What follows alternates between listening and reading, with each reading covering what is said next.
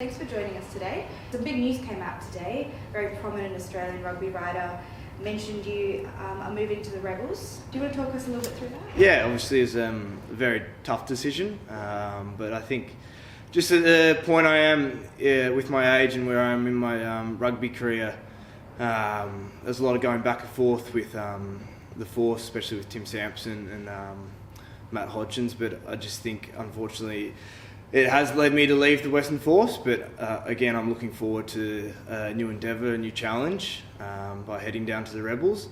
But obviously, I'm very thankful for what the Western Force has provided me for these last 2 seasons. And I think I'll be keeping a very close eye on Global Rapid Rugby. And I think there's only good things to come for Global Rapid Rugby, so I'm excited for that and for everyone that's staying around here. Before you came to the Force, you finished playing in Conner Island.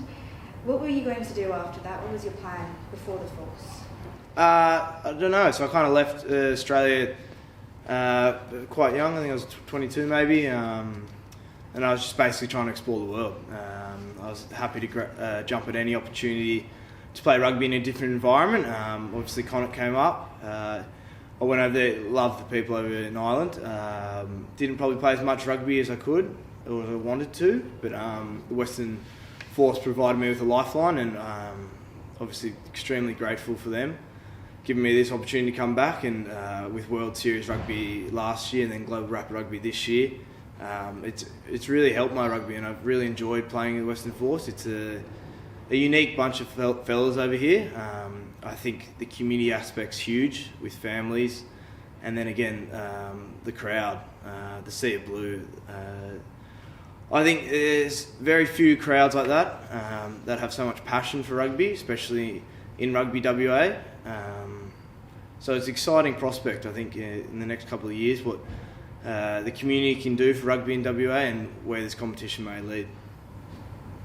As one of the highlights, I guess, playing at the Western Force, you'll probably be playing in the Barbarians squad for the Wallabies. And Wayne Smith, who is a prominent rugby writer in Australia, mentioned your name as contention for a Wallabies jersey after the World Cup. Yeah, so it's an interesting one. Obviously, last year I got the opportunity to go down there to Sydney and play against the Wallabies, and it was a massive experience, I guess, for me, a big learning curve as well. But at the moment, to be honest, I'm strictly focusing on NRC. I think what we have here is a real good opportunity to put our foot down on this competition and hopefully come away with a few good results, and off to Fiji this week for a bit more travel, which is always good to get away as a team and bond as a team overseas. So hopefully we can come away with a good result over there and then go forward into the next 6 or 7 rounds. Absolutely, and Fiji's a big game, last year's champions. What are you going to take going into that game? Yeah, as you mentioned, they were pretty much the benchmark last year, and they beat us at home just in that last 15-20 minutes of that game.